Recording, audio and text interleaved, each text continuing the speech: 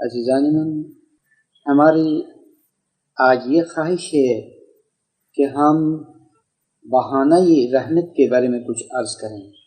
یہ لفظ بہانہ رحمت یعنی اس کی رحمت کے لیے بہانے بنانا۔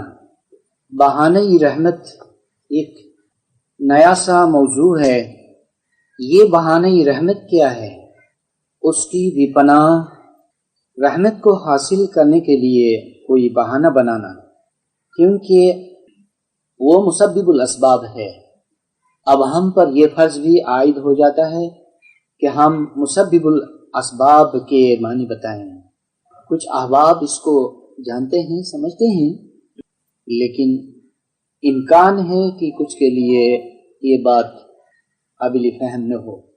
تو مسبب الاسباب خداوند عالم کے ناموں میں سے ایک نام ہے، اور یہ اس کی ایک صفت ہے۔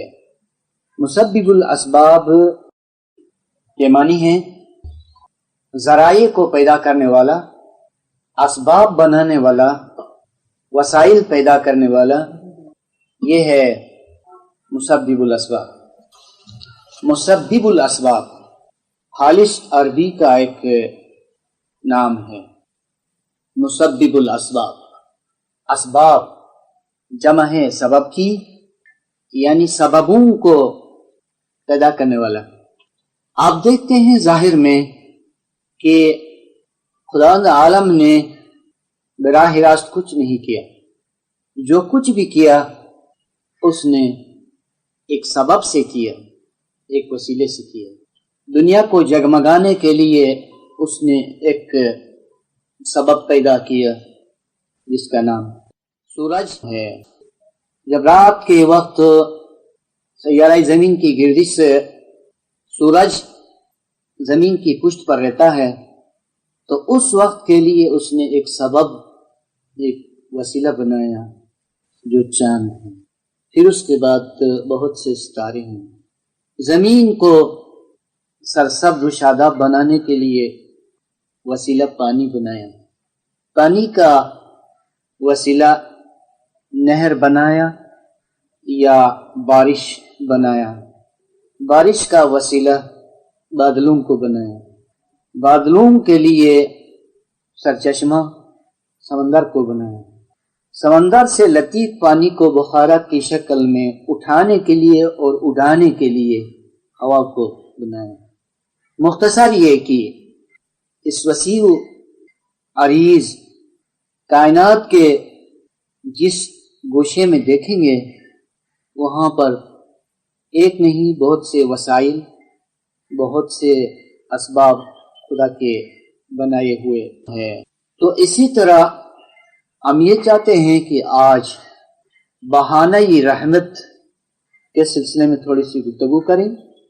خدا جہاں خدا ہونے کے باوجود وسائل سے، ذرائع سے، اسباب سے کام لیتا ہے، تو وہاں انسان کیا چیز ہوتا ہے کہ وہ کسی وسیلے کے بغیر، کسی بہانے کے بغیر اپنے کام میں کامیاب ہو جائے اور اپنے کسی عظیم مقصد کو حاصل کر سکے۔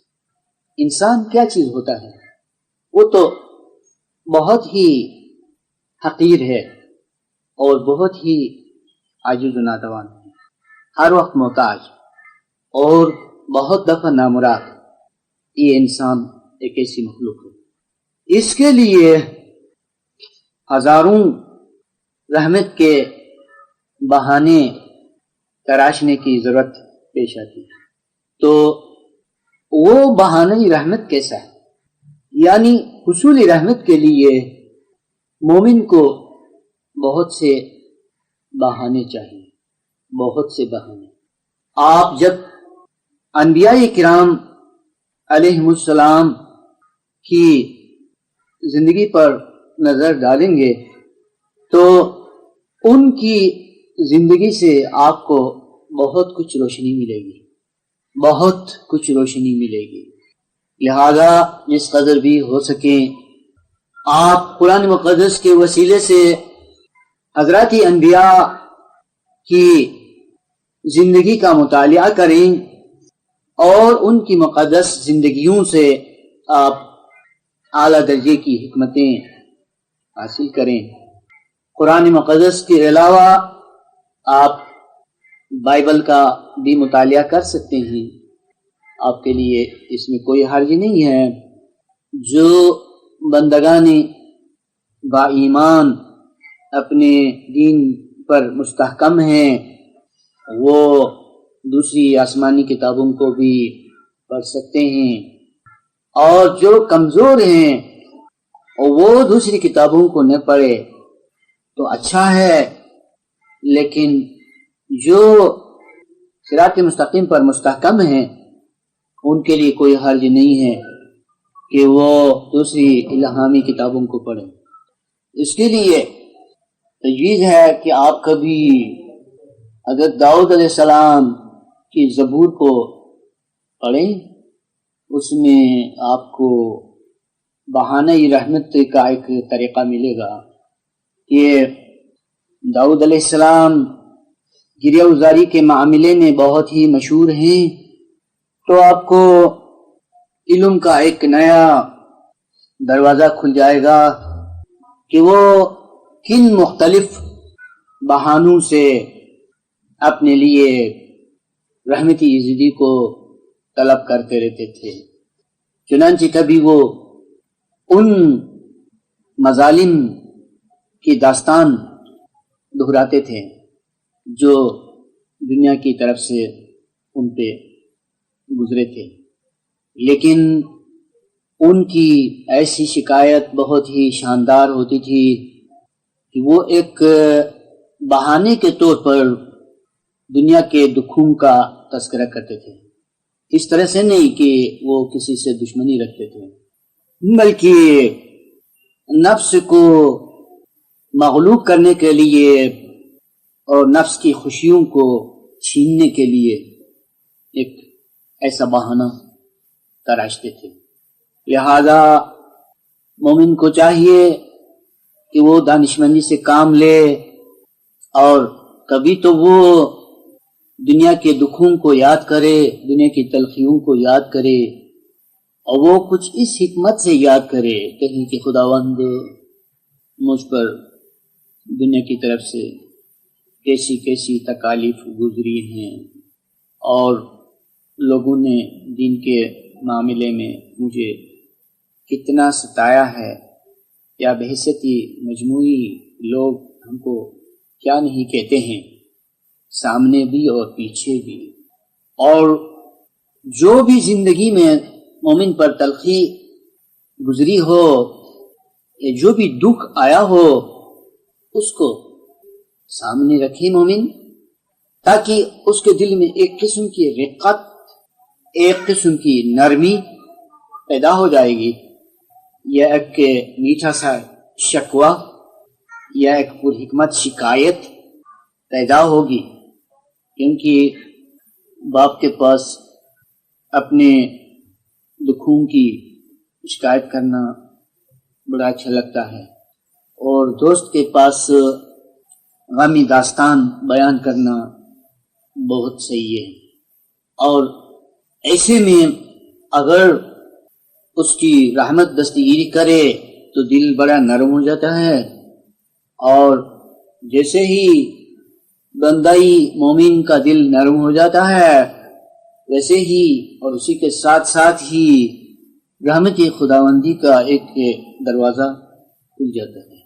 یہی نہیں اور بھی بہت سے بہانے ہو سکتے ہیں۔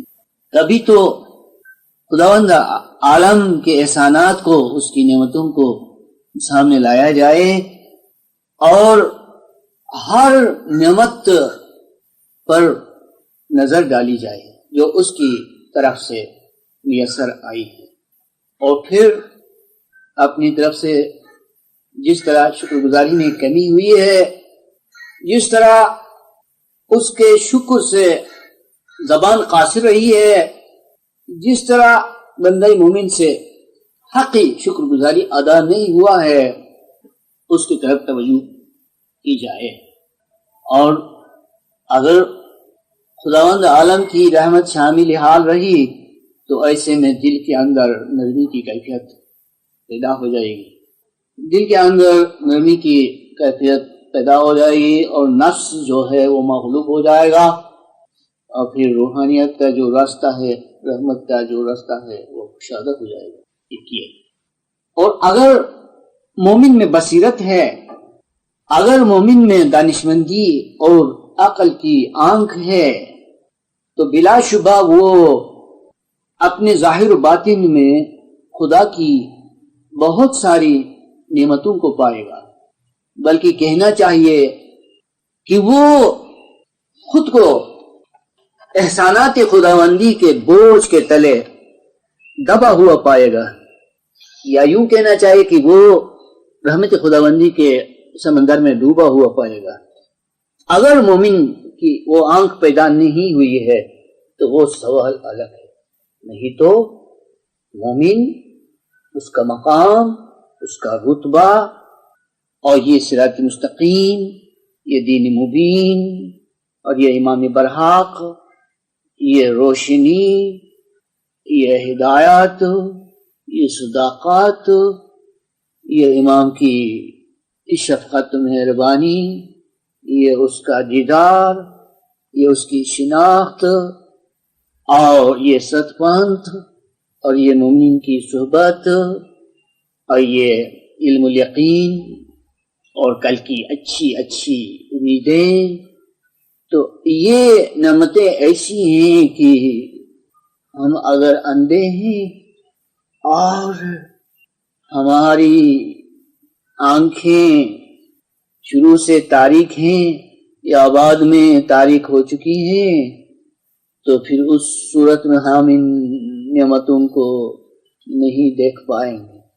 اور اگر ہمیں تھوڑی سی بصیرت ہے اور دیدہ دل بینا ہے تو ہم اس راہ مستقیم پر چلتے ہوئے اپنے چوگرد میں بہت سی نعمتوں کو دیکھیں گے، بہت سی نعمتوں کو دیکھیں گے، بہت سے احسانات کا ہم کو احساس ہوگا۔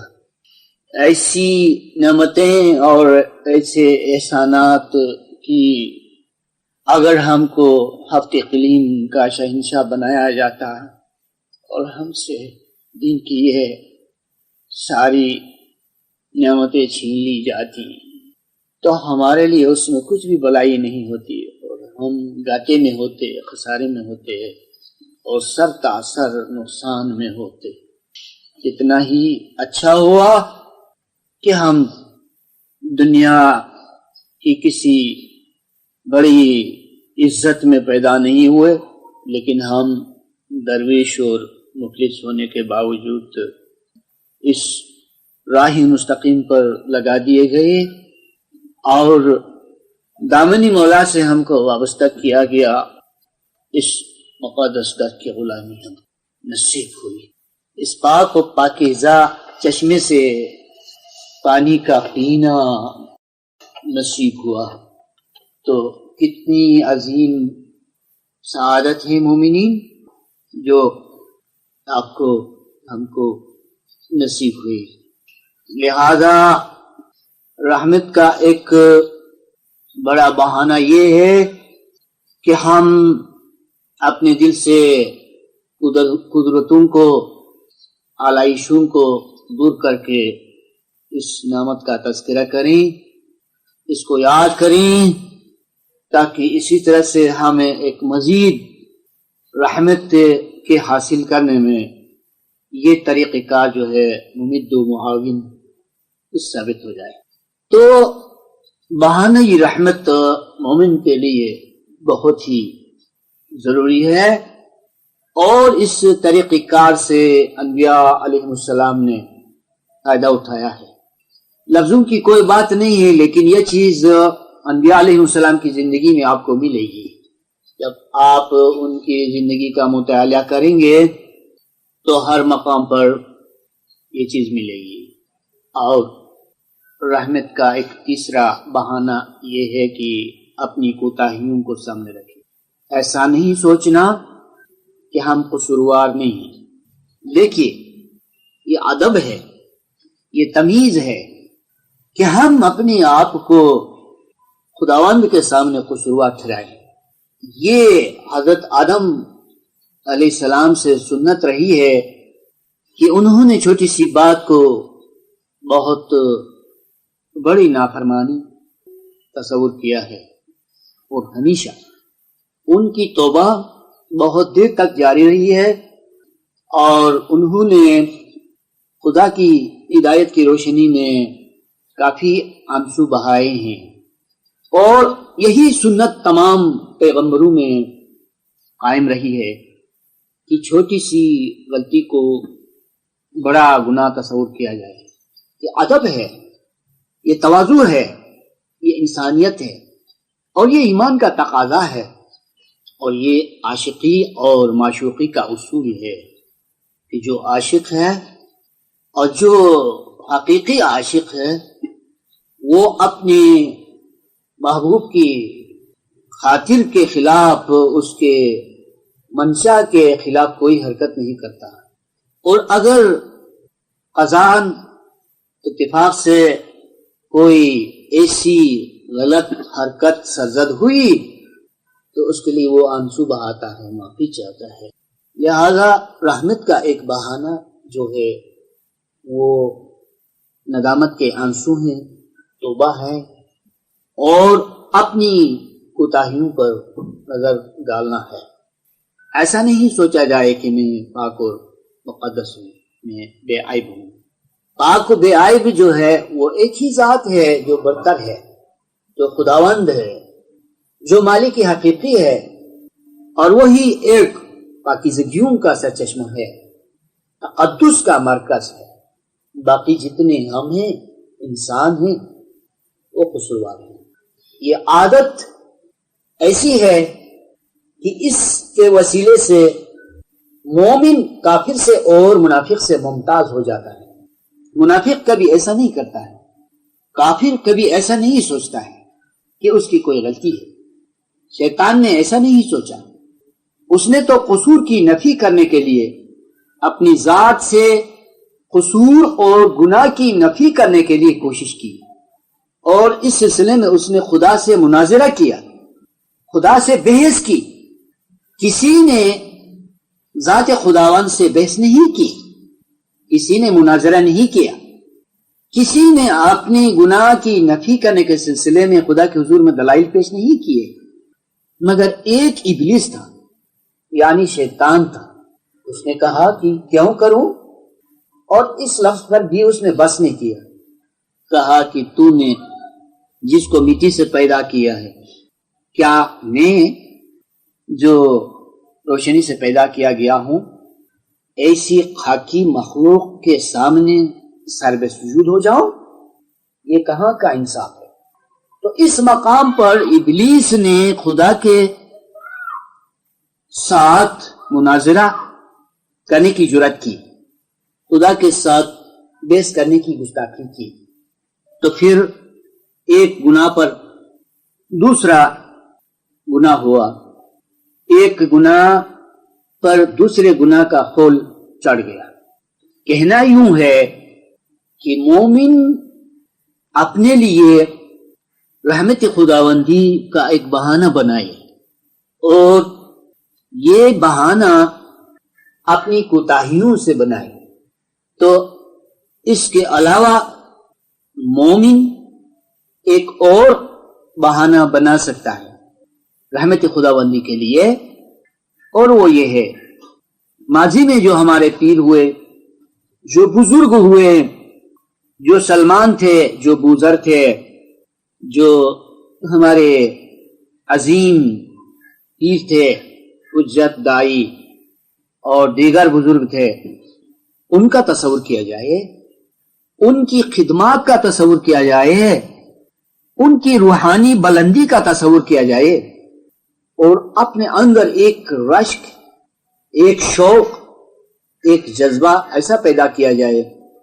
کہ جس سے دل پگھل جائے، ان کی ترقی کو، ان کی عظمت و بزرگی کو سامنے رکھ کر بندہ مومن آنسو بہائے اور گڑ گڑائے اور کہے کہ خداوند ایک وہ بزرگ تھے جن کو اتنی سعادت اور ایسی خدمات انجام دینے کی فضیلت نصیب ہوئی۔ ایک ہم ہیں جو ایک ایسے کیڑے کی طرح رینگتے ہیں جو انسانوں اور جانوروں کے پیروں کے نیچے جو ہے پامال ہو جاتا ہے۔ رحمت خداوندی کے لیے ایک بہانہ یہ بھی۔ اسی طرح مومن اپنی مناجات کو جو خدا کے ساتھ ہوتی ہے اس کو بڑھا سکتا ہے۔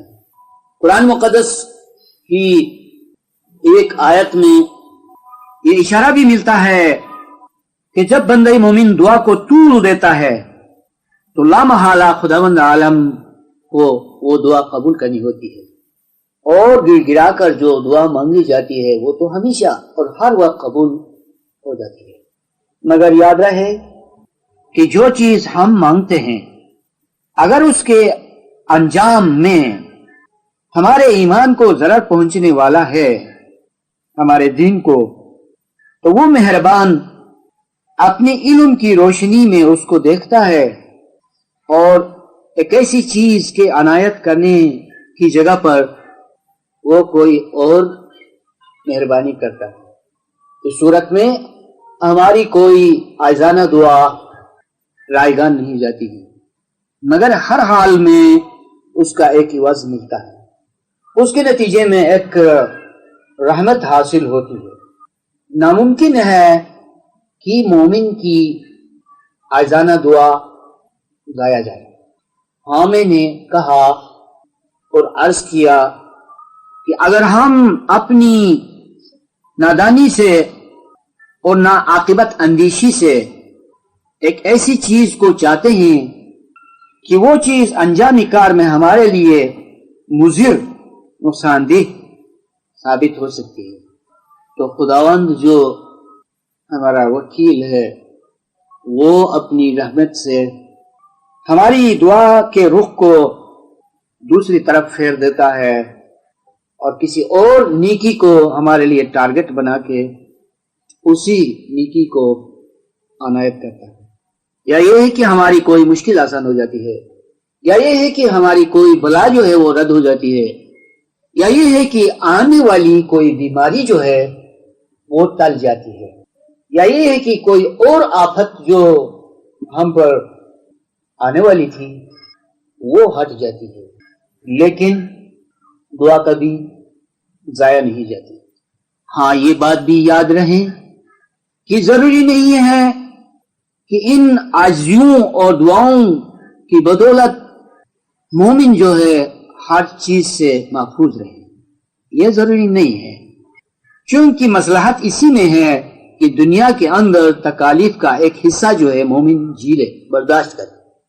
یہ خدا کی دوستی کا ثبوت ہے، عاشقی کا ثبوت ہے کہ عاشق وہ نہیں ہے جو راہ عشق میں تکلیف سے بھاگے، پھر تو ایسا عاشق کیا عاشق ہو سکتا ہے، وہ تو نامراد ہے۔ لہذا جیسا کہ امام کے فرمان مقدس میں بھی یہ ارشاد ہوا ہے کہ امام کے عمدہ دعاؤں کے باوجود تکالیف کا ایک حصہ مومن کو جھیلنا ہے، اس میں مصلحت ہے، اس میں حکمت ہے۔ ہاں تو اس صورت میں عبادت کا ایک فائدہ ہے یہ کہ مومن کو ایسی تکالیف کے جھیلنے کا حوصلہ عطا کرتا ہے۔ ذکر، عبادت، بندی، اس میں برداشت کا مادہ پیدا ہوتا ہے، صبر کی قوت آتی ہے، اور تکلیف کی وہ تلخی شیرینی میں تبدیل ہو سکتی ہے۔ یہ تو لازمی بات ہے۔ مثال کے طور پر حدیث میں فرمایا گیا ہے کہ خدا کے حضور سے آزمائش آنے کے 4 درجے ہیں۔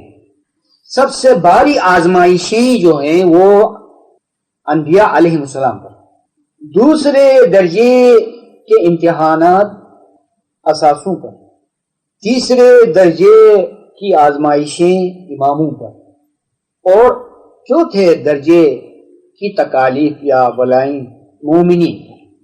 مگر آپ سوچ سکتے ہیں اور اچھی طرح سے سوچ سکتے ہیں کیا جب انبیاء علیہ السلام پر یا اماموں پر تکالیف آتی ہیں تو ان کو وہ تکالیف بہت تلخ لگتی ہیں یا ان پر بہت تلخی گزرتی ہے، جیسا کہ ایک عام انسان سوچتا ہے۔ حضرت امام حسین صلوات اللہ علیہ پر شہادت کا جو امتحان آیا، اس کے متعلق ایک عام انسان کا کیا تصور ہے؟ اس کی کیفیت کیسی تھی؟ کیا ہم سوچ سکتے ہیں؟ اور ہمیں سوچنے کے لیے کیا اجازت ہے؟ یقیناً اجازت ہے۔ جہاں امام شناسی کے دروازے ہم پر کشادہ ہیں، کھلے ہوئے ہیں، اور ہمیں انسانی کامل کی شناخت کے لیے فرمایا گیا ہے، تو ہم اس کیفیت کے بارے میں کیوں نہ سوچے؟ ضرور سوچے، اور سوچنا چاہیے۔ جیسے ہی سوچیں گے اور صحیح طور سے سوچیں گے اور صحیح نتیجے کو پائیں گے تو ہمارا ایمان امام کے متعلق، نور کے متعلق مضبوط ہو جائے گا۔ لہذا ایسا نہیں سوچنا کہ حضرت امام حسین پر جو امتحان آیا تھا تو اس امتحان سے ان کا جو موڈ ہے یا ان کے دل کی جو کیفیت تھی وہ ایک ایسے شخص کی کیفیت سے ملتی جلتی تھی جو بہت عام شخص ہوتا ہے اور اس پر کسی بلائی ناگہان کے آنے سے اس پر بہت ہی تلخی گزرتی ہے، بہت ہی تلخی گزرتی ہے، بہت ہی تلخی گزرتی ہے۔ کیا حضرت امام حسین صلوات اللہ علیہ پر ایسی تلخی گزرتی تھی؟ اگر اس کو مان لیا جائے اور اس طرح سے سوچا جائے تو پھر انسان کامل اور انسانی ناقص میں کیا فرق رہا؟ ایک امام اور ایک مرید میں کیا فرق ہوا؟ اور کسی میں نور کے ہونے میں اور نہ ہونے میں کیا فرق ہوا؟ یہ بات نہیں ہے، یہ بات نہیں ہے دوستو، یہ بات نہیں ہے۔ آپ اچھی طرح سے سوچیں۔ الموت ریحانۃ المومن، انسان کا ایمان جس قدر بلند ہوتا جاتا ہے اس قدر انسان کی موت سے محبت ہو جاتی ہے، اور وہ موت مومن کے لیے ایک گلدستے کی طرح نظر آتی ہے۔ الموت ریحانۃ المومن، موت مومن کا گلدستہ ہے۔ تو گلدستے سے کسی کو خوشی ہوتی ہے، اس کے رنگوں سے، اس کی خوشبوؤں سے، اس کی رونق سے، اس کی نزاکت سے۔ تو موت جو ہے وہ مومن کی دوسری شادی ہے۔ موت کی بدولت مومن عالمی بالا کی طرف پرواز کر جاتا ہے، تو پھر موت سے مومن کیوں گھبرائے؟ اور قرآن کے اندر ہے، کچھ کافروں کے متعلق ارشاد ہوا ہے، یہود و نصارہ کے بارے میں فرمایا گیا ہے، تم یہ خیال کرتے ہو کہ جنت جو ہے وہ صرف تمہارے نام پر ہے، اگر تم اپنے اس گمان میں، اس خیال میں صحیح ہو اور حق بے جانب ہو تو تم موت کو دوست رکھو اور مرنے کی آرزو کرو، مرنے کی خواہش کرو، تو تب پتہ چلے گا، کیونکہ مرنے سے گھبراتا وہ ہے جس کی روح صحیح نہیں ہے۔ تو میں اس نقطے کی وضاحت کر رہا تھا کہ شہادت عظمیٰ جو ہے وہ حضرت حسین کی نظر میں کیسی تھی۔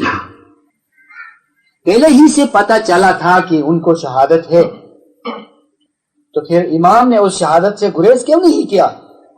وہ چاہتے گریز کرتے، وہ چاہتے کوئی بہانہ بناتے، وہ چاہتے مصلحت کرتے، لیکن نہیں، ایمان جو ایک نور ہے اس کے لیے ایک جامع کی تبدیلی سے کیا ہوتا ہے؟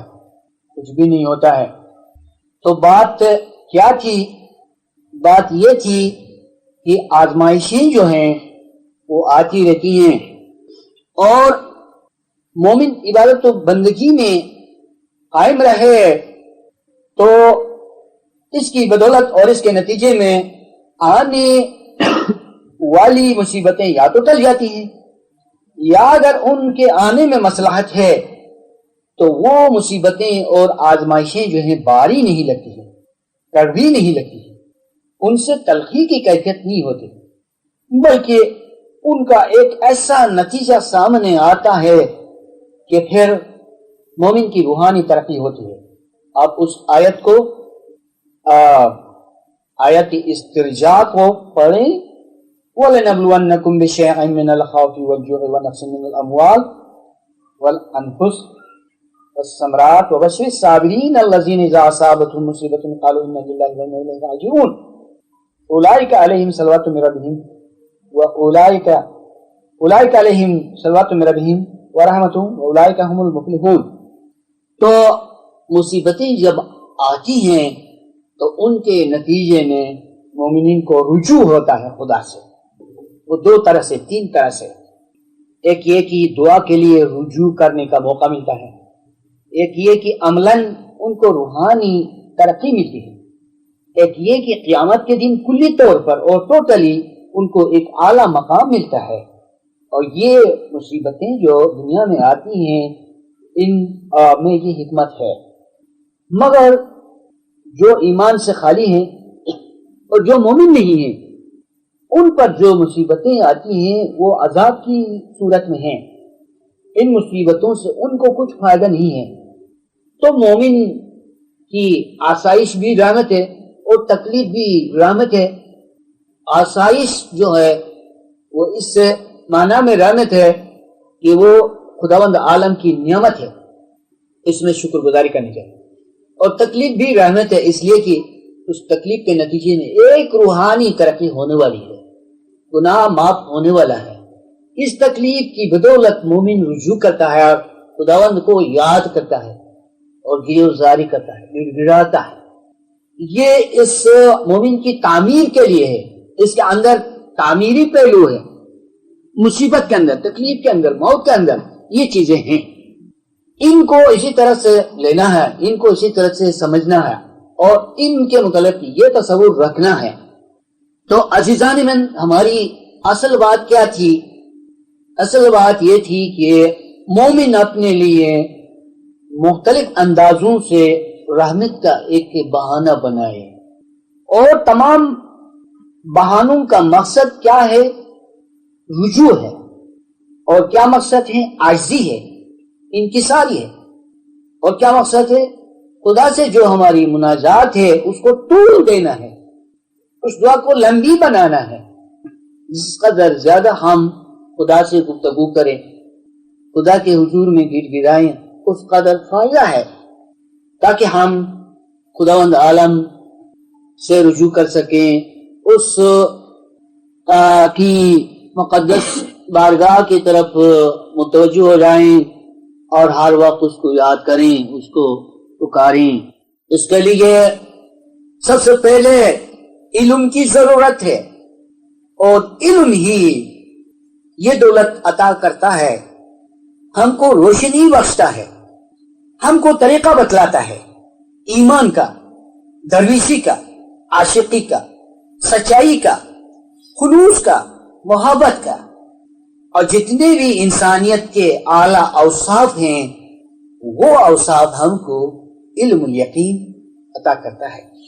اور علم ایک آسان شے ہے مومن کے لیے، روحانی ترقی اس کے بعد کی چیز ہے، روحانی ترقی آسان نہیں ہے، لہذا علم کا سہارا لیا جائے، علم کی سواری سے فائدہ اٹھایا جائے، علم کے ہتھیار سے لیس ہو کر شیطان کے خلاف اور نفس کے خلاف جنگ کی جائے، تبھی تو مومن کامیاب ہو جائے گا۔ اس لیے عزیزان من، وسیلہ رحمت اور بہانے رحمت کے متعلق نہ بھولیے گا، مختلف بہانوں سے، مختلف طریقوں سے، لیکن جائز طریقوں سے، مناسب طریقوں سے سلجھے ہوئے طریقوں سے مومنین کو رحمت خداوندی حاصل کرنی ہے۔ اور ایک اور وسیلہ یا کہ بہانہ میں آپ کو بتلاتا ہوں کہ دنیا کے اندر مومنین میں سے جو مصیبت زدہ ہیں، جو دکھی ہیں مگر ایمان سے اچھے ہیں، دل سے اچھے ہیں، تو ان کی ہمدردی میں آپ اپنے دل کو جلائیں تھوڑی دیر کے لیے، ہو سکے تو ان کے ساتھ بیٹھیں، ان کے ساتھ مل کر دعا کریں، جس کو کوئی درد ہو، کوئی دکھ ہو، یہ بھی ایک بہانہ ہے۔ اور دیکھیے کہ اسلام میں جو خدا کا دین ہے، ایک چیز عیادت ہے، بیمار پرسی۔ اس بیمار پرسی میں دو پہلو ہیں۔ ایک پہلو کا براہ راست تعلق اس بیمار سے ہے کہ اس کو حوصلہ ملتا ہے، وہ خوش ہوتا ہے جب آپ ملتے ہیں اور اس کو حوصلہ دلاتے ہیں۔ اور دوسرا جو پہلو ہے اس کا تعلق آپ کی ذات سے ہے، اور وہ یہ کہ ایک حقیقی مومن جب کسی بیمار کے پاس جا کے اس کی حالت پوچھتا ہے اور ملاقات کرتا ہے، تو اس وقت اس مومن کے دل میں جلن یعنی پگھل جانے کی کیفیت پیدا ہو جاتی ہے، جسے ہمدردی کہا جاتا ہے۔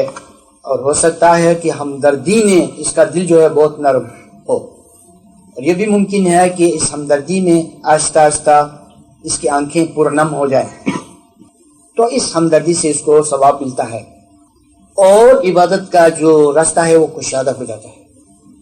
اسی طرح ایک دوسرا لفظ جو ہے وہ ماتم پرسی ہے۔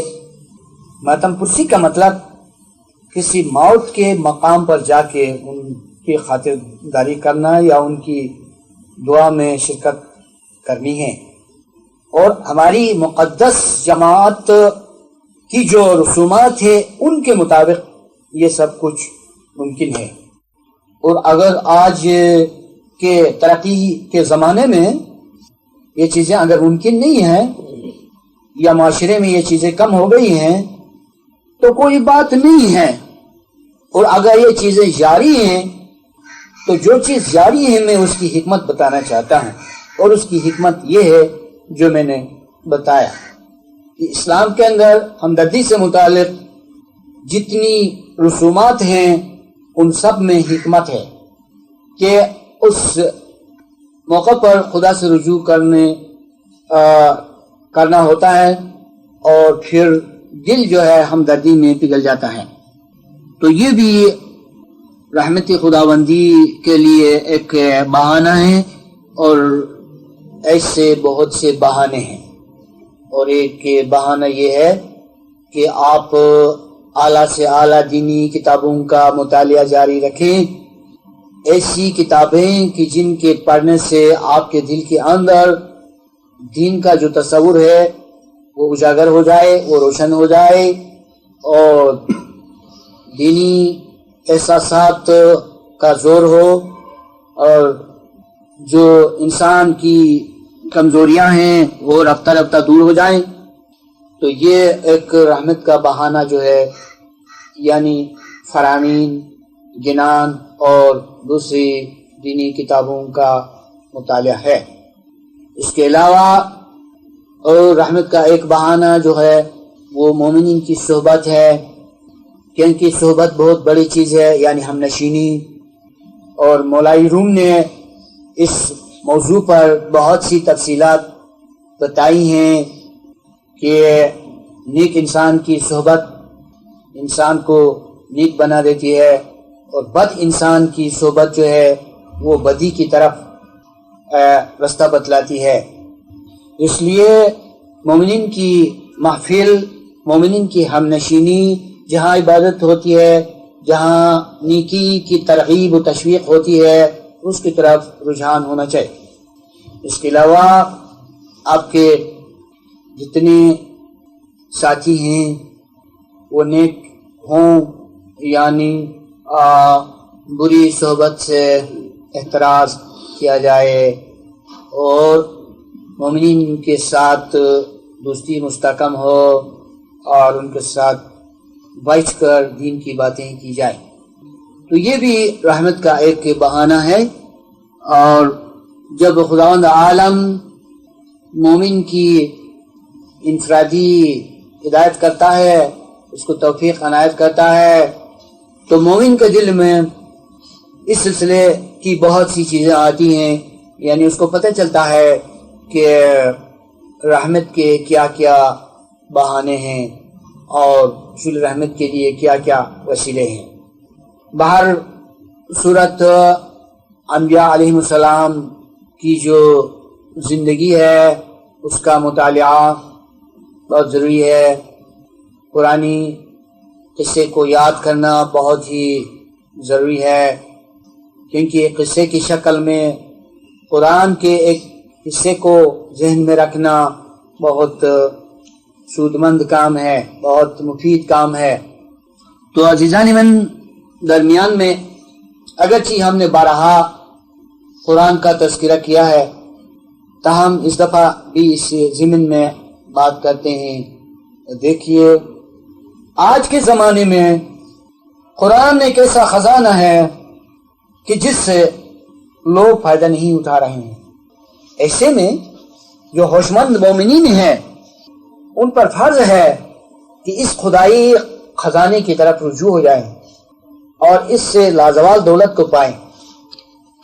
مومنین کے لیے کیا ڈر ہے کہ قرآن کی حکمتوں کو پائیں. جب وہ امام کو پہچانتے ہیں اور مانتے ہیں، اسی کے ساتھ ساتھ قرآنی دولت بھی ہو، تو پھر کس چیز کی کمی رہتی ہے.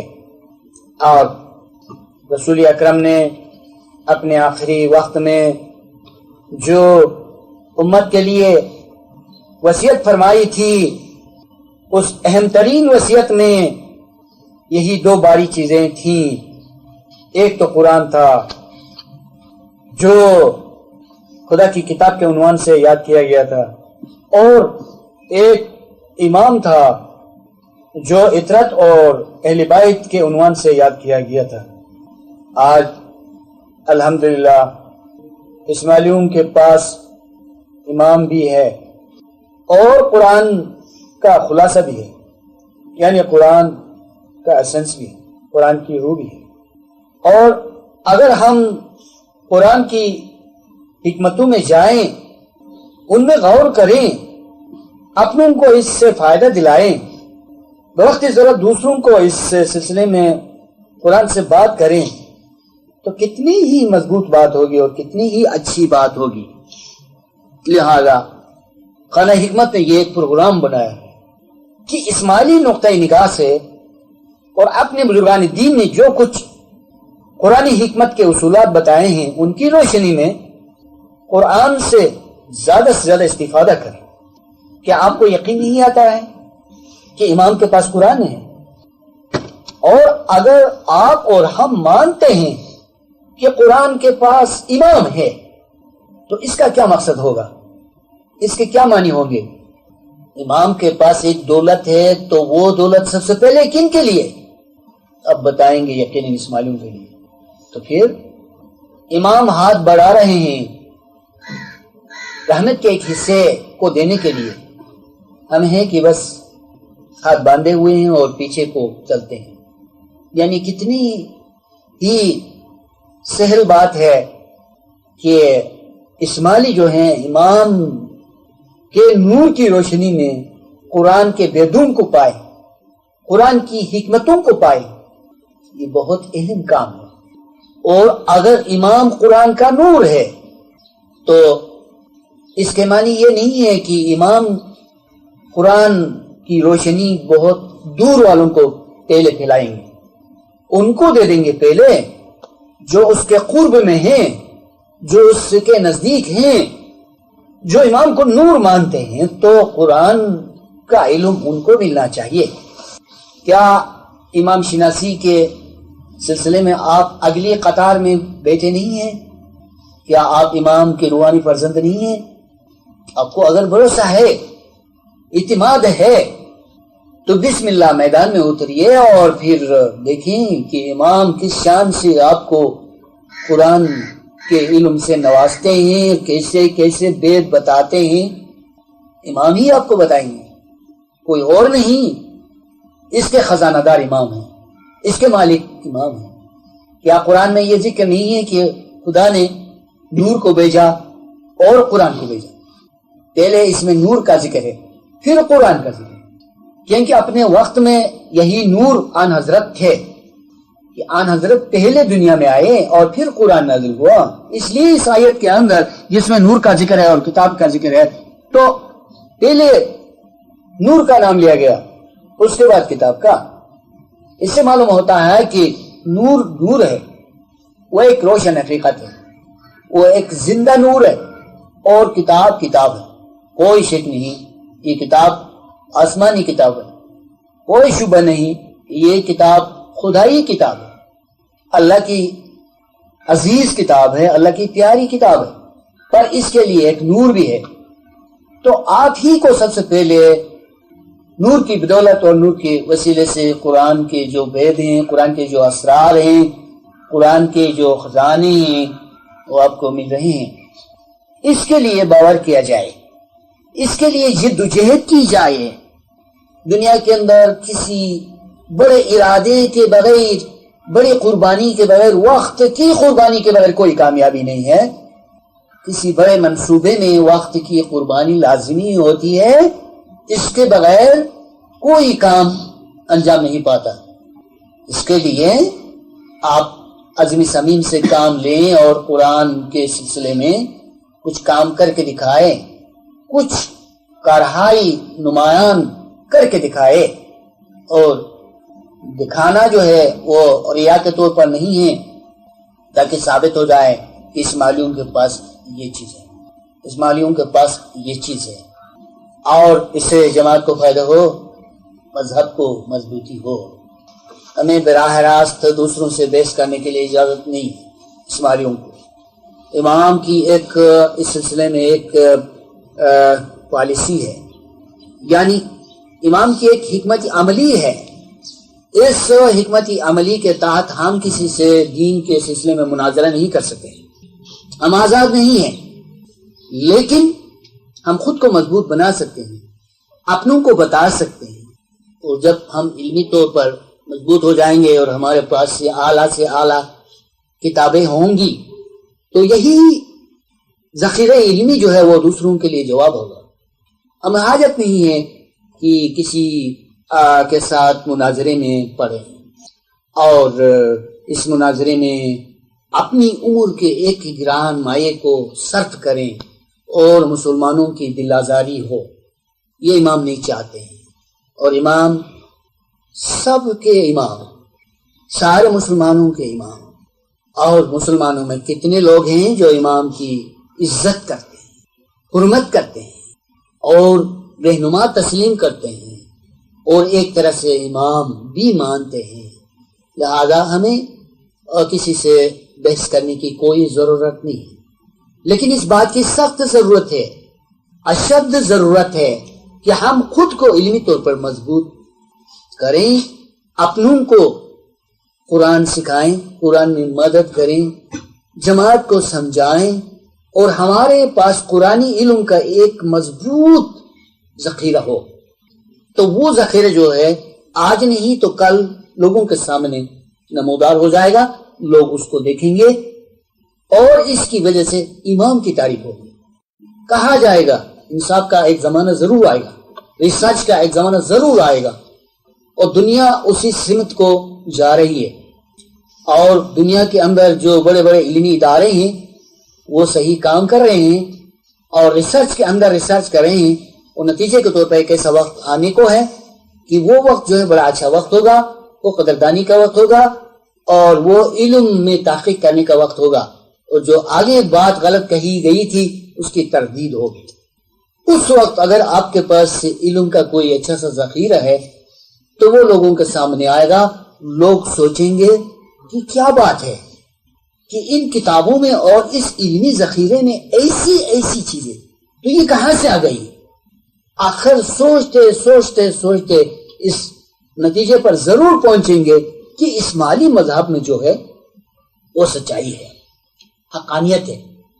تو میں نے ایک روز آپ کو ایک شاندار حدیث کا خلاصہ بتایا تھا، تو وہ خلاصہ جو ہے بڑا شاندار ہے، اس لیے آج میں اس کو دہراتا ہوں۔ وہ حدیث کا خلاصہ یہ ہے کہ رسول نے صلی اللہ علیہ وآلہ وسلم جناب امیر المومنین علی علیہ السلام کے متعلق ارشاد فرمایا اور خدا سے دعا کی کہ خداوند علی جس طرف کو گھومے، حق کو، حقیقت کو اس کی طرف گھما دینا۔ یہ حدیث ہے، وَأَدْرِ الْحَقْ مَاهُ حَيْثَدَارَ، کہ خدا سچائی کو علی کی طرف گھما دینا، جہاں علی گھومے، جہاں علی جائے۔ حق جو ہے یعنی سچائی جو ہے، باطل کا جو اپوزٹ ہے حق، وہ علی کے ساتھ جائے، وہ علی کے ساتھ گھومے۔ دیکھیں کیا شان ہے امام کی اور اس دعا کی کہ دنیا والے جو ہیں تلاش حقیقت کے عنوان سے سرگردان پھرتے ہیں، حقیقت کے پیچھے پیچھے چلتے ہیں، اور یہ ایک بہت مشہور یعنی اصطلاح ہے تلاش حقیقت، کہ حقیقت کہاں ہے۔ وہ لوگ گھومتے ہیں، پھرتے ہیں، سرگردان ہیں، سر پھرے ہوئے ہیں، لیکن امام وہ ہے جس کے پیچھے پیچھے حق چلتا ہے۔ تو اس کا مطلب یہ ہوا کہ علی نے اپنے وقت میں جو کچھ کہا دوسروں کے مقابلے میں وہی صحیح تھا، اور آج علی بحمد اللہ کون ہے؟ زمانے کے امام، علی کے نور ہیں۔ تو امام جو کچھ ارشاد فرمائے گا وہی حق، وہی سچ ہے اور وہی سچائی ہے۔ تو مجھے شوق تھا یہ جو حدیث ہے اس کے خلاصے کو آپ کے ذہن میں لاؤں، آپ کو توجہ دلاؤں، آپ بار بار اس بات کی طرف توجہ دینا، اس کو اچھی طرح ذہن نشین کر لینا۔ یہ بھی مثال بات ہے کہ رسول نے یوں دعا گزاری، اور آپ اس حقیقت کو بھی بخوبی جانتے ہیں کہ رسول وہی دعا کرتے تھے جو منظور خدا ہونے کا امکان تھا، یا یوں کہنا چاہیے کہ رسول جو دعا کرتے تھے جس چیز کے متعلق، وہ چیز پہلے ہی سے مہیا ہوتی تھی، اور یہ دعا صرف ایک یعنی اعلان کی حیثیت رکھتی تھی، ایک تبلیغ کی حیثیت رکھتی تھی، تو اس کے بغیر یعنی کوئی دعا رسول نہیں کرتے تھے۔ اس لیے اسماعیلی مذہب کے اندر کتنی حقیقتیں ہیں، کتنی روشن حقیقتیں ہیں، اور کیا شان ہے اسماعیلی مذہب کی کہ اس کے اندر جو بھی علم ہے وہ بہت درخشان و تابان ہے۔ خوش نصیب ہے وہ مومنین جن کے اندر، جن کے سینے کے اندر ایک جذبہ علم کے لیے، حصول علم کے لیے ہے، اور علم کے ذخیروں کو بنانے کے لیے جن کو خداوند نے ذوق دیا ہے، شوق دیا ہے، وہ بڑے خوش نصیب ہیں۔ اور میں آپ کو یہ بھی بتاؤں، یاد رہیں کہ انسان کے اندر جو نیک خواہشات ہوتی ہیں وہ کبھی طاقتور ہوتی ہیں اور کبھی کمزور۔ آپ ہم سے پوچھیں یہ کیوں ایسا ہے؟ یہ خوبیاں ہر وقت خوبیاں ہیں، نیکیاں ہر وقت نیکیاں ہیں، لیکن انسان ان کو ہمیشہ ایک طرح سے کیوں نہیں چاہتا ہے کہ کبھی یعنی پرزور خواہشات سے چاہتا ہے، اور کبھی اس کی خواہشات میں جو ہے وہ کمزوری آ جاتی ہے۔ میں جواباً یوں عرض کروں گا کہ انسان جیسی غفلت میں ڈوب جاتا ہے تو اس کی نیک تمنائیں جو ہیں وہ کمزور ہو جاتی ہیں، اور جب وہ عبادت و بندگی اور نیکی سے اپنے صلاحیتوں کو اجاگر کرتا ہے، اچھی صلاحیتوں کو، نیک صلاحیتوں کو، تو اس وقت نیکی کو زیادہ چاہتا ہے۔ اور یوں بھی اس بات کا بھی تذکرہ کریں کہ انسان کے اندر جو قوت ارادی ہے، جس کو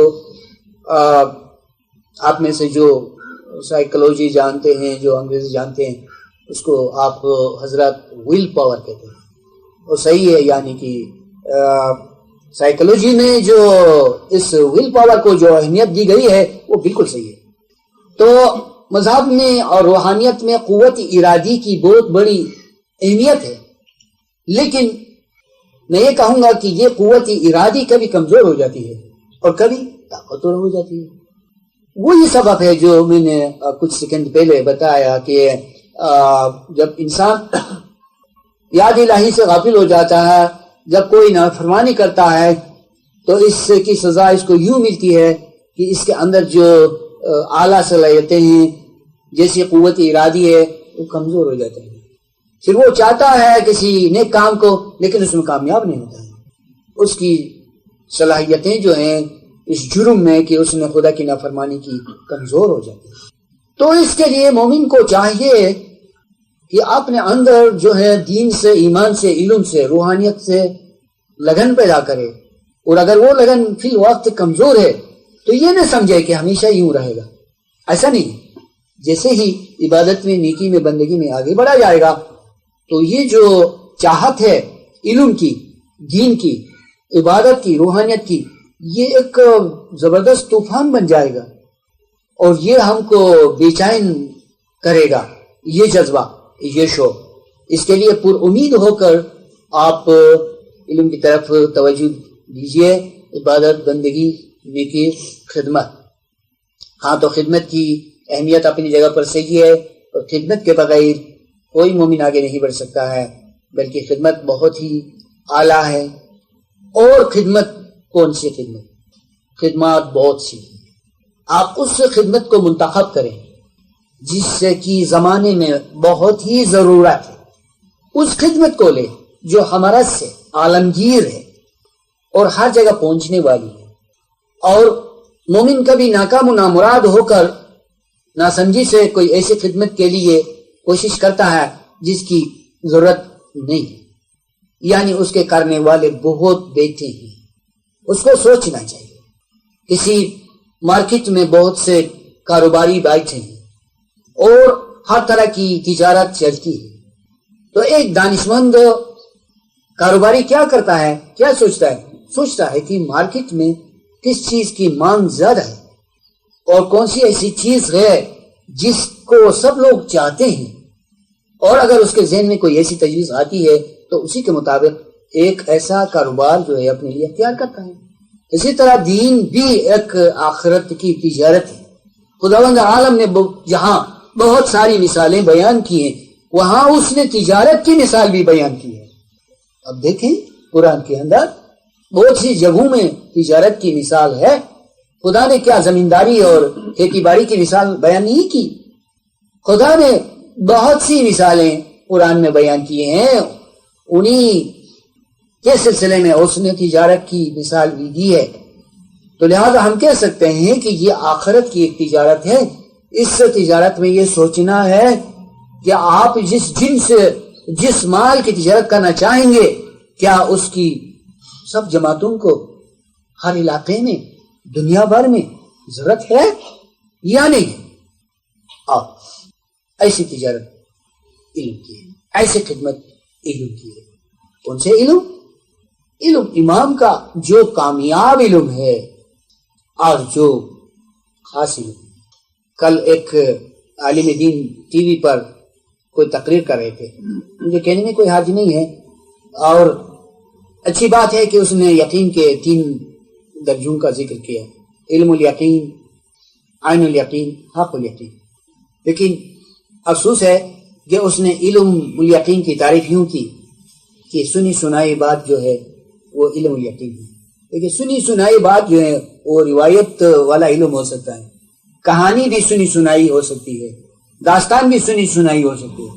اور پھر اس میں سے یقین کا نام اس کو کیوں دیا گیا؟ وہ یقین اس کو کہتے ہیں جو شک کو مارے، شبہ کو دور کرے، اس کا نام یقین. روشنی کس کو کہتے ہیں؟ اس کو جو تاریکی کو دور کرے. گرمی کس کو کہتے ہیں؟ اس کو جو سردی کو دور کرے. علم الیقین، سنی سنائی علم، یہ کیسے ہو سکتا ہے؟ لیکن یہ میں آپ کو ایک مثال پیش کرنا چاہتا ہوں. مجھے اس عالم سے کوئی مخالفت یا دشمنی نہیں ہے، تاکہ آپ یعنی امام کے علم کے لیے شکر گزار ہو جائیں۔ ہمارے یہاں علم الیقین کی یہ تعریف ہے کہ وہ علم جو یقین کا درجہ رکھتا ہے وہ شکوک و شبہات کو منطقی طور پر دور کرتا ہے، مگر وہ ہے ظاہری علم، وہ روحانی علم ابھی نہیں ہے۔ روحانی علم ہے لیکن آپ کے اعتبار سے وہ ظاہری علم ہے۔ دیکھیں لوہار کی مثال آپ نے سنی ہے، دیکھا بھی ہوگا، لیکن اس ترقی کے زمانے میں آپ نے لوہار کو بہت کم دیکھا ہوگا کہ لوہار کیا کرتا ہے، لوہے کے ایک ٹکڑے کو بٹی میں ڈالتا ہے، اس کو انگاروں کی طرف سرخ اور لال کرتا ہے، وہ ٹکڑا جو لوہا تھا آگ کی شکل اختیار کرتا ہے، اس کو پگھلاتا ہے اور ہیمرنگ سے اس کو کوئی چیز بناتا ہے، کلاڑی بناتا ہے، تیسا بناتا ہے، چھری بناتا ہے، خنجر بناتا ہے، تلوار بناتا ہے، کچھ بھی بناتا ہے۔ اب وہ چیز پانی میں بجھا کے الگ کرتا ہے تو اس میں جو رنگت تھی وہ تبدیل ہو جاتی ہے، گرمی تھی آہستہ آہستہ وہ زائل ہو جاتی ہے۔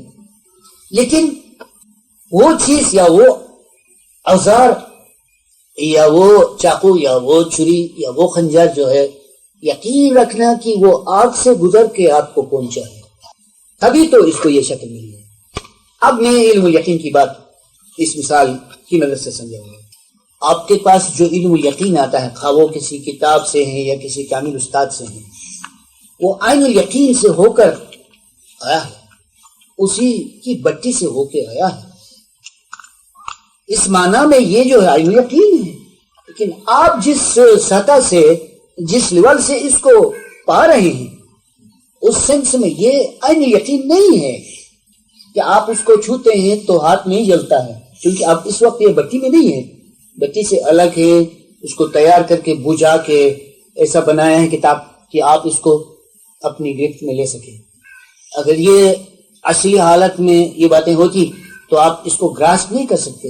جس طرح ایک شخص جو ہے کسی ایسی کلہاڑی کو استعمال نہیں کر سکتا ہے جو ابھی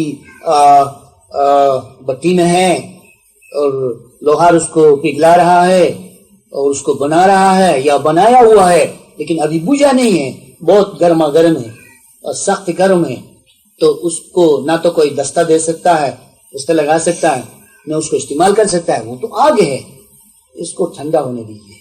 یہ جو آپ کو علم و یقین کی باتیں آتی ہیں روحانیت کی آگ سے ہو کر اس کی روشنی سے کوئی شکل اختیار کر کے اب تک پہنچی ہوئی ہے، اور یہ ہمارے نزدیک علم الیقین گویا کہ یہ عین الیقین سے ہو کے آئی ہوئی ہے۔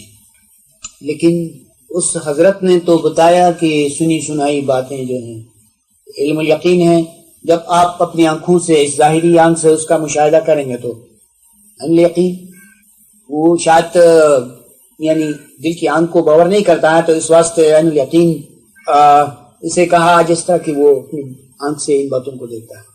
تو بہرحال یہ ایک مثال تھی تاکہ آپ اس علم الیقین کو جو اسماعیلی مذہب میں موجود ہے اور ہر وقت موجود ہے، جس سے تمام شکوک شبہات کا ازالہ ہو جاتا ہے، تو ان کو اچھی طرح سے قدردانی کے ساتھ یعنی لینا۔ اور آج کی باتیں یہیں پر ختم کریں گے۔ بہت ہی مہربانی کہ آپ اس قدر تعداد میں یہاں جمع ہوئے ہیں اور پرتکلف ہو کر آپ نے توجہ دی، ان باتوں کو اچھی طرح سے سنا اور اپنے دل دماغ میں ان کو جگہ دی۔ اس کے لیے ہم آپ کے بہت بہت ممنون ہیں، شکر گزار ہیں۔ مولا زمان آپ کو دونوں جہاں کی کامیابی اور سلامتی عطا فرمائے، آمین یا رب العالمین۔ مہربانی، شکریہ۔